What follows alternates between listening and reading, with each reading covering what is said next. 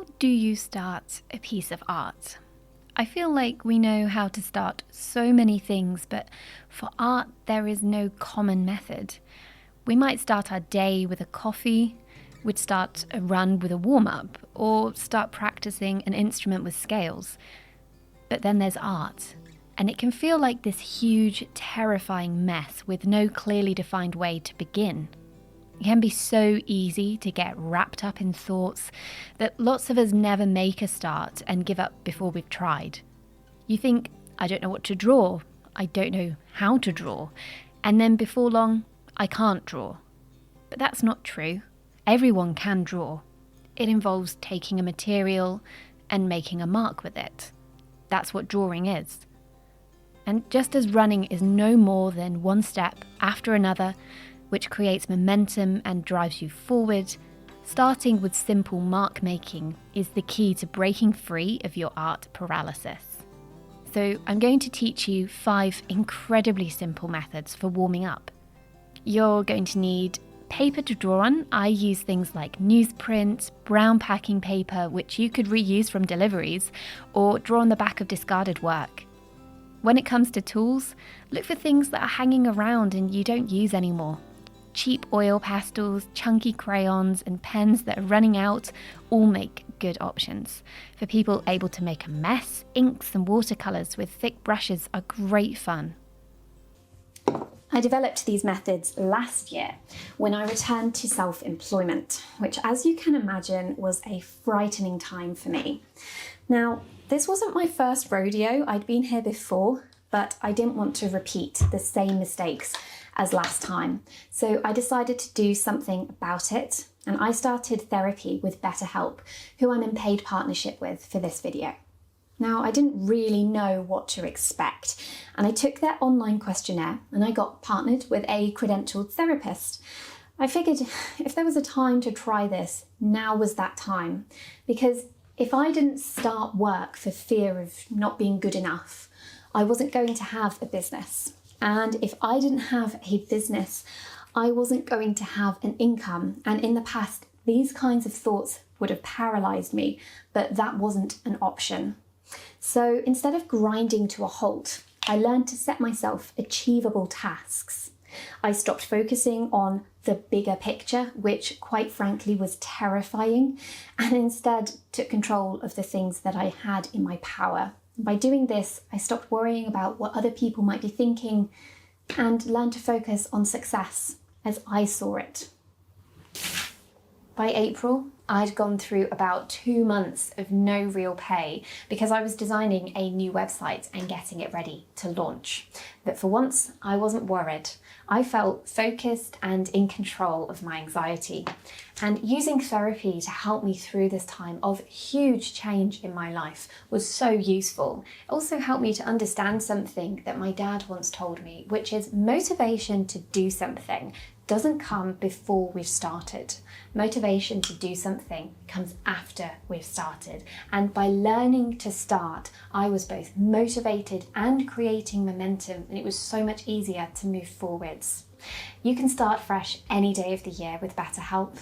Click on the link in the description or head to betterhelp.com/Emily Rose Wildlife to get 10% off your first month of therapy.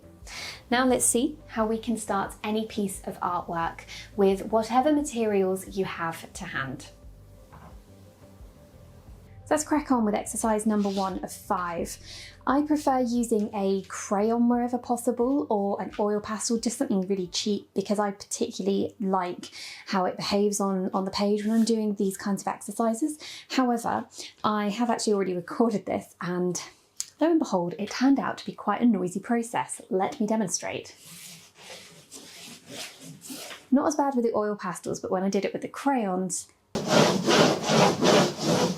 it was really noisy and you couldn't hear me talk. So I'm going to do a little bit of crayon and a little bit of watercolour as well, but the materials themselves, they don't actually matter that much. So what I want you to do to start with is move from your shoulder. So if you just think about sweeping, keeping your arm pretty straight, we're starting to warm up the shoulder.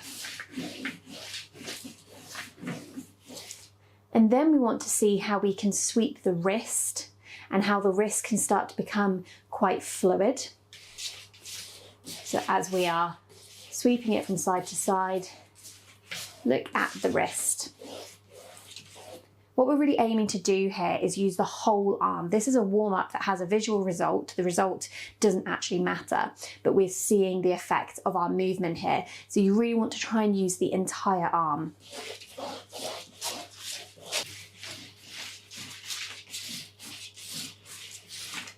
Now, the purpose of doing this and squealing around, which might seem a little bit odd, is because when I see people draw, in effect, they start to become tighter and tighter as they squeeze their pencil. And by doing this, the wrist actually becomes really rigid while they're drawing. So instead of being able to get some nice fluid lines, even though they're, of course, for the kind of work I do, much, much smaller than this, they can't actually get fluid lines because the whole arm has become completely rigid. So we want to start off by just moving. So again, this is the effect with a paintbrush. The effect obviously doesn't matter.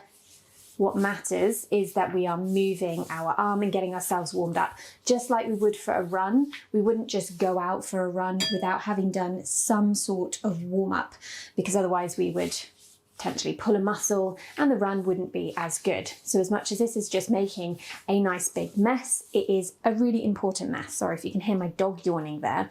She is my studio company this week. So the next thing is a bit of dexterity as we're using the tool, whatever it is that we're using. It does kind of work a little bit better with the dry medium for this one. And what I want you to do is start to twist your fingers. So don't worry if you drop the material, it doesn't matter. The reason I specifically want people to do this is it's actually a technique I use a lot when I'm doing my technical drawing. So twisting whatever implement you have in your hand really allows for some unpredictable marks to be made on the page. And again, this can't happen if you aren't relaxed. If you're not relaxed with your hand while you're drawing, this kind of mark making just isn't possible. And for that reason, a lot of beginners will actually really struggle with it. So start moving your hand around, and as you're moving it, you can start to twist. I'm literally doing that. You can twist whatever implement it is that you have in your hand. Again, try and think about using as much of the arm as possible. So if I'm just to show you down here in almost like a line, what this can look like, you get this really unpredictable mark. And I actually use this when I'm creating wiry fur, particularly on wilder animals like foxes or a lion's mane. It is so, so useful. If you imagine this on a slightly smaller scale, you're going to start to get hairs that are flowing in one direction, which is really important, but they're not straight lines. They're all different from each other and quite unpredictable. So this genuinely is a really, really useful warm-up if you're actually going in to detailed work or you want to practice getting unpredictable marks. Again, I'm working on a really big piece of paper here, so I'm using as much of the arm as possible. Usually I would speed up and go faster and faster just to really start freeing that arm up. It does make a lot of noise though on camera, so for you guys, you won't be able to hear me speak. For the next one, for a bit of fun, I'm just swapping back to watercolour, but again, doesn't matter your medium. I want you to be starting to dab around with whatever it is that you're using. So the purpose of this is, again, loosening up and allowing yourself to lift the material off the page. So you want to lift it while you're still moving the material. Again, you might think this is just completely ridiculous. How is this useful? But once more, what I often see with people who start to become rigid and worried while they're working is if they're doing fur, for example, they just draw a mark and they leave the implement on the page and you get these really thick, solid marks. That's my dog groaning. And you don't get a nice flow to the work. So obviously we're not practicing a fine movement here at all. We're just practicing a little bit of dexterity. So I'm just tapping as I'm moving all around, getting my arm used to this idea that I can lift whatever it is that I'm using and still carry on moving at the same time. So really moving from the shoulder here. Again, allow that wrist to be nice and fluid. Keep the grip on your material really loose. Don't start gripping it tighter. If we do that, we're going to become rigid again in the wrist. All right, so now we've made a grand old mess to start with. You should be feeling quite free in your arm and your wrist. You should be able to get this kind of motion happening with your wrist, and you want to try and keep that nice relaxed wrist and loose hand grip when you actually come to do your drawing. Now, I'd like you to spend about 10 to 15 minutes doing something like this. It can feel like a waste of time, but it really does get you loosened up and comfortable with the idea of making slightly unpredictable marks with an implement on the page, and especially with materials that you just don't really care about. That is actually a great way to just start to loosen up and feel relaxed when you head in to draw. So the next thing we're going to do is just start to bring the idea that there is a connection between the hand and the head. So we are again not going to worry about the type of mark that we're making, but we are going to think about how to translate what we see into a mark through the arm. Don't worry about the marks that you're making on the page in terms of what it looks like. This is about looking at something and turning it into a really loose, fluid, free movement. So don't at all worry about what this looks like. So I'm just looking out of my window. I can see the tops of some really large pine trees. Well, I don't know what they are, a fir tree or something. It's going to look absolutely nothing like a fir tree, of course. So look how I'm moving this implement here. I am twisting it in my fingers. I'm not moving off the page particularly, because instead I'm thinking about how these kinds of shapes that I'm seeing outside could translate to something on the page. Okay, complete mess, that's absolutely fine. I'm starting to create a connection between my head and my hand. Let's move to an object in the room.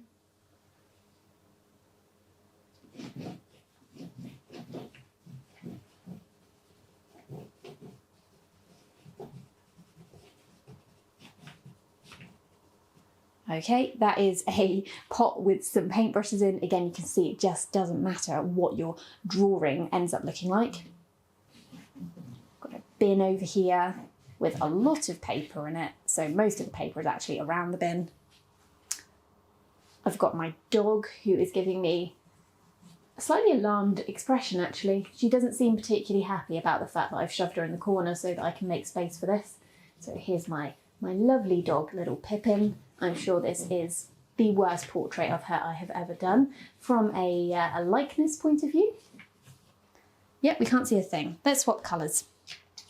So you can go around doing as many of these as you want. You can see I'm doing all of this on one piece of paper, again to reinforce the fact that what we're doing in terms of the visual result just doesn't matter, and this can be put in the bin at the end. Now, there really are so many of these kinds of exercises out there that you could do any manner of them. The first three are, in my opinion, particularly important for literally warming up and getting your arm and your wrist moving. As I kept saying, it is so important to avoid clutching really tightly whatever it is that you're using so that everything becomes rigid. When we get onto the two drawing ones, you can swap and change these. People do all sorts, and to be honest, changing them up each week or each month is not a bad idea because it does keep you fresh. So for the last one, what I'm choosing to do today is I'm taking a little bit of watercolour. Again, that doesn't matter. And much like we did on the last one, but slightly different, I'm going to draw things, but I'm going to try and draw in just one continuous line, whereas last time I was really scribbling around, making lots of different marks. So again, what I want to focus on is how I can use the wrist nice and fluid, how I can use the whole of the arm to create these pictures. So nice and big. So let's see, we've got a jar and it kind of swerves around. There's all sorts of things on it. Again, I'm not actually particularly looking at the page as I'm doing this because it just doesn't matter. So let's see if I can do the outline of the dog, but she has just laid down so you can't actually see her head. So that's a little bit odd. So that looks nothing like the dog, doesn't matter. I'm really, again, just trying to use the whole of the arm. Got an iron over there. Don't actually use that iron for my clothes, it's for sewing projects. If I go back to that vase, which I've put lots of paintbrushes in, it's got some shapes like so. You can see this really large paintbrush disallows details. It makes everything incredibly general. And I would encourage you, whatever materials you have, to try and pick the chunkiest version. So that's why I particularly like crayons and oil pastels, because of the way they move. They just don't allow you to create particularly defined markings. It's another reason that inks and watercolours are great, is because the medium in itself is quite unpredictable. So it should just allow you to let go that little bit more and say, well, I can't make something that looks really polished and defined anyway, because I've picked a really chunky medium, or maybe I've picked something that's a little bit unpredictable, or maybe I'm just drawing on a surface that's really difficult because you've got reclaimed packaging from a delivery box or something, which is something that I actually really like to do. So again, another jar down here. I've got lots of jars around me. And lastly, my chair.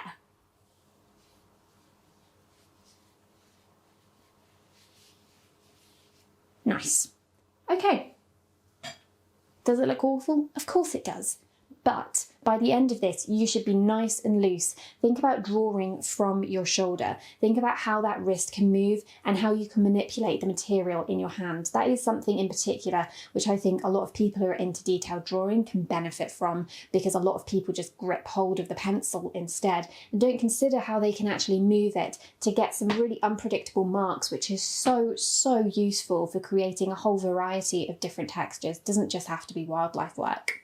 So save this, and the next time you come to do a drawing, take 15 minutes out, grab some rubbish paper that's lying around or left over from packaging, get hold of those crayons that you're never going to use, or steal them from your younger brother or whoever, it doesn't matter, and give this a go. It is not about creating a piece of art, as you can see. It is entirely about learning to warm up and saying to yourself, art is a mental and physical process, and you need to ease yourself into that, especially if you're feeling stuck and you're not sure where to begin. This is where to begin. Make a mess, and from here you will have more energy and you'll feel far more free just to be able to dive in to your next project.